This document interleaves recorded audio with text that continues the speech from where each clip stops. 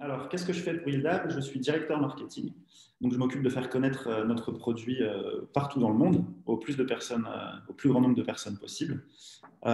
C'est surtout un travail d'éducation très important, cette position de directeur marketing, parce qu'on travaille sur un sujet finalement qui n'est pas encore connu du grand public et qui n'est même pas encore tellement connu du public qui s'intéresse déjà à la crypto, finalement. C'est vraiment quelque chose de très spécialisé encore.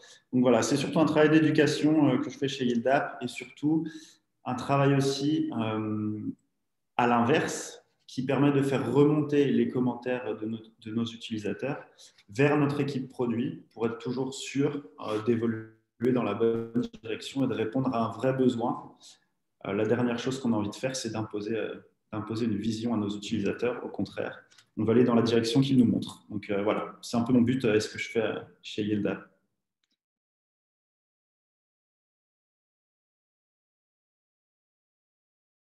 Alors, parcours très atypique, et c'est quelque chose finalement de bien dans la crypto, c'est qu'on regarde vraiment, c'est une tendance en tout cas que j'ai l'impression de voir, c'est qu'on s'intéresse vraiment au profil des gens en tant que tout, c'est-à-dire qu'on ne va pas regarder l'éducation ni quoi que ce soit, non, on va regarder ce que ces gens ont fait, ce qu'ils ont envie de faire. Il y a une tendance à donner sa chance aussi dans le monde de la crypto qui est très forte. Et on est vraiment souvent basé sur la motivation. Donc ça permet d'avoir des profils vraiment variés. Et je pense que j'en suis un bon exemple. Pourquoi? Parce qu'en fait, moi, à la base, j'étais un peu de l'autre côté de l'écran, donc à votre place. C'est moi qui posais les questions, puisque j'étais journaliste. C'est ma formation à la base. J'ai travaillé notamment pour le monde informatique. J'ai lancé un journal en France qui s'appelle IT for Business, qui existe encore aujourd'hui. Donc spécialisé dans l'IT quand même déjà, et dans tout ce business de l'informatique, des technologies de communication, etc. J'ai commencé assez jeune, vers 20 ans. Ça m'a permis de voyager dans le monde entier pendant plusieurs années, de rencontrer des personnes incroyables, donc, des directeurs chez Microsoft, de chez Oracle, des VP of Marketing, des plus grandes entreprises, de les interviewer, d'apprendre aux côtés des plus grands finalement. Je m'en suis vraiment servi de cette expérience pour être une éponge et écouter tout ce qu'on me disait et emmagasiner le plus possible. Et puis au bout d'un moment, je me suis un peu lassé. Donc je suis parti vivre en Ukraine pendant un an avec comme but de couvrir le conflit en Ukraine de l'Est. Donc, ce que j'ai fait, c'était intéressant, super. J'ai fait l'expérience que j'avais envie de faire. Ça m'a apporté beaucoup aussi sur le plan humain. Je me suis dit au bon moment, OK, on va faire une pause, on va se calmer un petit peu, on va prendre 6 mois de vacances. Donc, je suis parti en Estonie voir des amis. Et en fait, j'ai croisé en Estonie le chemin de Taïg Chris, qui était en train de lancer à ce moment-là On-Off Telecom. Donc, il y a une grosse start-up maintenant en France. Ils viennent de lancer Albums, d'ailleurs, il me semble aussi. Donc, félicitations à eux. Et je suis rentré donc chez On-Off Telecom quand on n'était que 5 ou 6 dans l'équipe. Donc, en tant que chargé de communication pour la France, chargé de communication et marketing. Et au final, sur 5 ans, on a développé la boîte de manière incroyable. Donc maintenant, on a enfin, ils ont, parce que j'en fais plus partie, des centaines de milliers d'utilisateurs. Et donc, j'ai quitté moi On-Off Telecom en 2020, donc l'année dernière, avec comme sentiment d'avoir accompli ma mission et de vouloir passer à autre chose.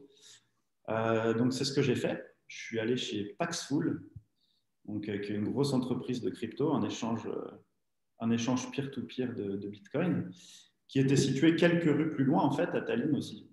Donc, Tallinn, c'est une petite ville, je connaissais des gens. Bon, voilà, je suis rentré chez eux en tant que marketing analyst pour l'Afrique de l'Ouest, avec comme but de développer tout le marché Paxful sur l'Afrique de l'Ouest. Ce que j'ai fait pendant 3 ou 4 mois. Et puis au final, avec le directeur marketing de Paxful, Yann, on s'est très bien entendu tout de suite. On a eu plein d'idées de projets, tout s'est très bien passé.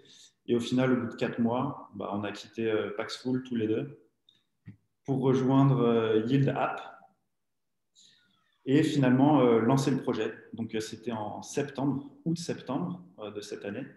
Il y avait 10 personnes autour d'une table, rien de fait. Et 6 ou 7 mois plus tard, voilà, on est là avec quasiment 25 000 utilisateurs, 35 millions de dollars d'assets managés, donc tout se passe très bien.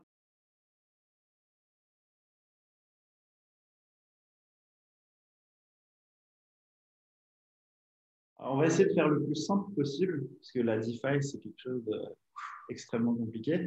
DeFi, déjà, qu'est-ce que ça signifie? C'est finance décentralisée, Decentralized Finance en anglais. Pourquoi on appelle ça comme ça? C'est simple. Ça, pour le coup, c'est assez simple. C'est qu'on prend des services qui existent déjà en finance traditionnelle. Qu'est-ce que j'appelle finance traditionnelle? C'est finalement toutes les banques telles qu'on les connaît. Les banques qui ont pignon sur rue, ou même les néobanques qui ont des applications sur téléphone, etc. Mais c'est des banques vraiment qu'on connaît qui managent des fonds qui sont en euros, en dollars, en fiat, comme on dit en crypto, donc des monnaies qui sont reconnues par les États et qui proposent des services, donc des crédits, des assurances, des choses comme ça. Voilà. Tout ça, on retrouve ça en finance traditionnelle. La finance décentralisée, c'est finalement tous ces services, donc toujours assurance, prêt, etc. Sauf que cette fois-ci, ils sont proposés sur la blockchain. Il n'y a plus besoin de banque. Et finalement, qui va proposer ces services et comment ils vont être managés? En fait, ce sont différents protocoles. Donc, un protocole, c'est un peu une entreprise qui travaille sur la blockchain, mais qui n'a pas les pouvoirs sur les fonds. Les fonds vont être managés par des contrats intelligents, des smart contracts en anglais, sur la blockchain, qui assurent finalement une transparence totale et permettent à l'utilisateur d'être directement en contact avec un autre utilisateur de l'autre côté, sans intermédiaire qui finalement prend au passage des intérêts incroyables. Donc, dans le monde de la finance traditionnelle, l'intermédiaire, c'est la banque. Donc, moi, je dépose mon argent et la banque va le prêter à quelqu'un d'autre, pour un prêt immobilier, par exemple. En finance décentralisée, je dépose mon argent dans un protocole sur la blockchain et c'est la blockchain qui va s'occuper de redistribuer l'argent à quelqu'un de l'autre côté. Donc, on coupe l'intermédiaire et en coupant l'intermédiaire, qu'est-ce qu'on crée? Eh bien, on crée une plus-value énorme pour les utilisateurs puisque tous ces intérêts qui sont ponctionnés par les banques en finance traditionnelle, dans le cas de la finance décentralisée, peuvent être reversés aux utilisateurs. C'est ce qui permet d'atteindre des taux de retour sur investissement en finance décentralisée bien plus hauts qu'en finance traditionnelle.